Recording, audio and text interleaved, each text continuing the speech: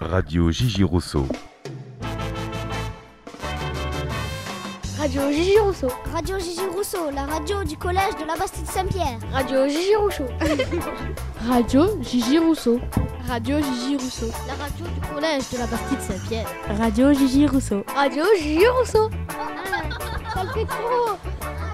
Radio Gigi Rousseau. Radio Gigi Rousseau. La radio du collège de la Bastide Saint-Pierre. Radio Gigi Rousseau. Bonjour et bienvenue sur Radio Gigi Rousseau.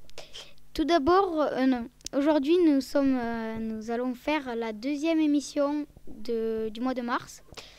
Nous sommes le 19 mars et c'est le début de la première partie.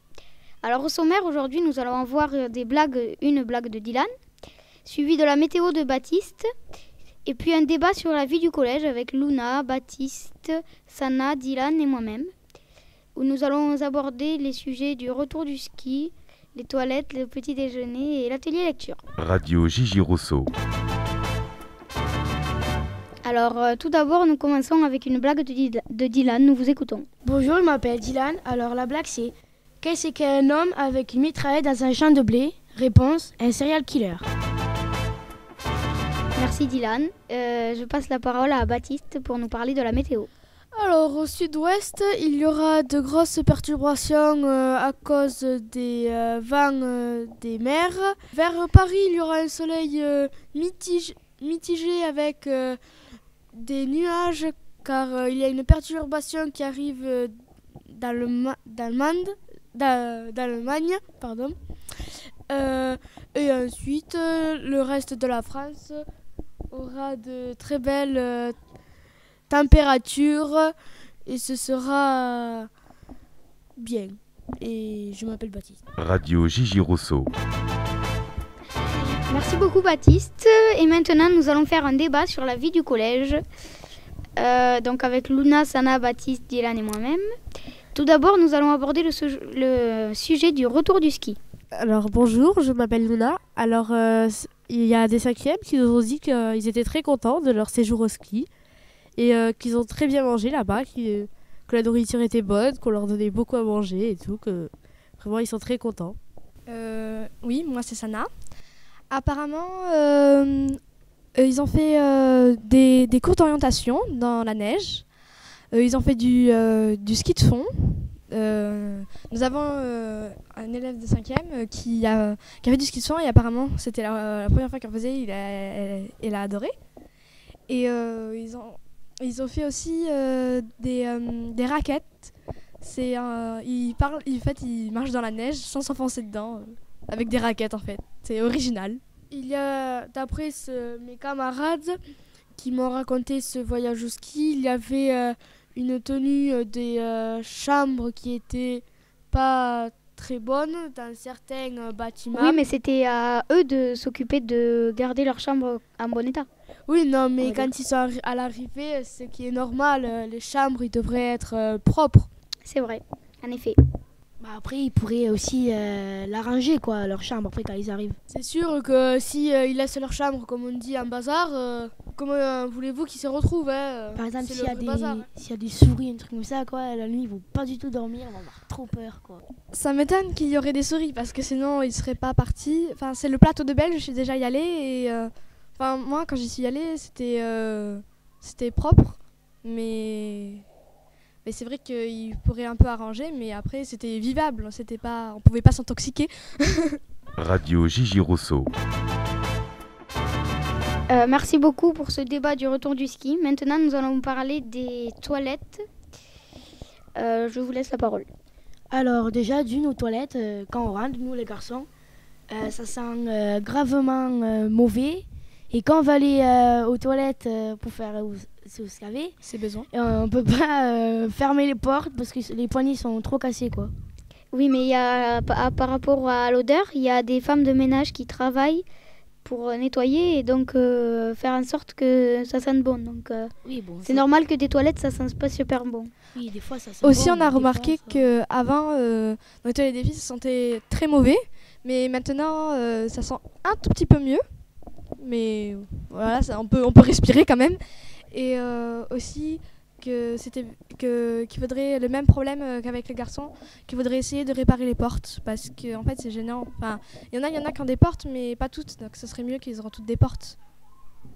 Oui, c'est vrai que pour certaines portes, les serrures sont abîmées, donc on ne peut pas les fermer. Donc c'est gênant, on va dire. Il y en a du coup qu'on n'utilise pas. Mais après, au début d'année, il n'y avait pas de papier. Et après, il y a des périodes où il y a du papier, donc c'est mieux. Donc voilà. Et On dit aussi- merci à ceux qui nous ont écoutés. Et par contre, juste une dernière chose, on avait demandé au conseil de classe, les délégués, à ce qu'on rajoute du savon et du papier aux toilettes et ils nous ont écoutés, donc on les remercie. Cela a été fait à temps et en heure. C'était pratique pour pouvoir se laver les mains. Mais Surtout en plein hiver. il y a toujours des élèves qui amènent des choses interdites au collège pour les faire péter dans les toilettes. Comme Merci des pétards, beaucoup. quoi. Voilà, tout à fait. Radio Gigi Rousseau. Alors tout de suite, nous allons parler du petit déjeuner que les élèves de 6e vont devoir venir faire au collège pour vérifier leur alimentation. Alors en fait, c'est qu'en SVT, on fait tout un projet. En fait, on va travailler avec l'infirmière aussi. Et donc on va travailler sur si on prend bien notre repas équilibré, si on prend bien un bon petit déjeuner et tout. Et pour voir, pour qu'ils voient ce qu'il faut qu'on fasse et tout, ce qu'il faut qu'on mange plus. Et ben donc on va venir au collège et on va manger un petit déjeuner au self. Et j'espère qu'il y aura au taquet de céréales. En fait, ils font ça parce qu'ils ont fait une enquête et ils veulent bien vérifier si on mange bien le matin. Ils vont nous donner des conseils.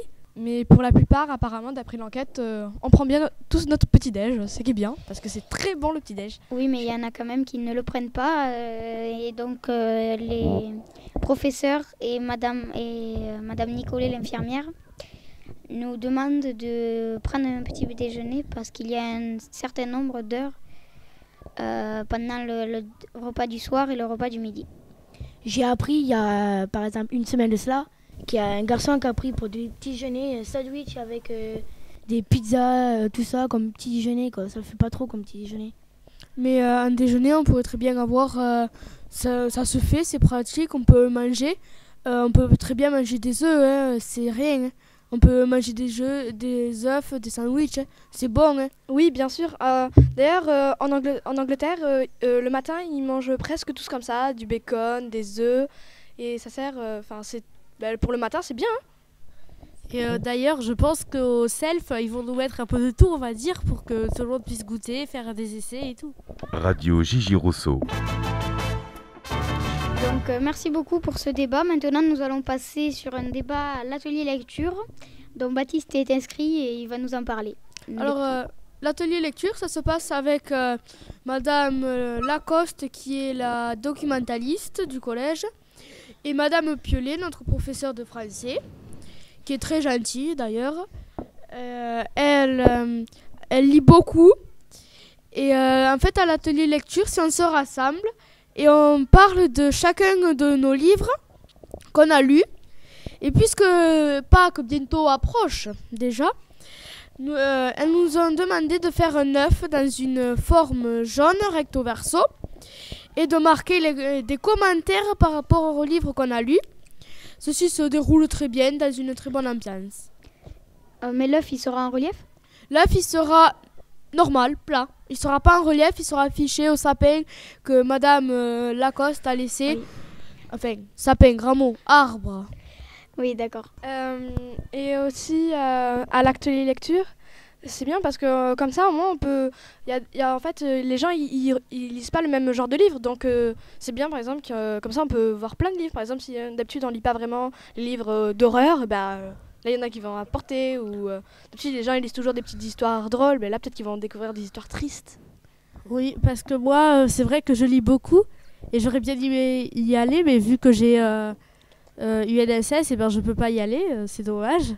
Mais après, avec notre professeur de français, elle nous prête beaucoup de livres et tout, donc ça doit être bien de faire l'atelier lecture avec elle. Et j'ai une question à poser à Baptiste. Vous lisez quoi comme livre en ce moment ? Alors, en ce moment, il y a toutes sortes de livres. Il y a des professeurs de français qui travaillent sur Le Petit Prince. il y a un élève qui a décidé de nous en parler car Le Petit Prince était pour lui une grande découverte. Il ne connaissait pas. Il a aimé le livre.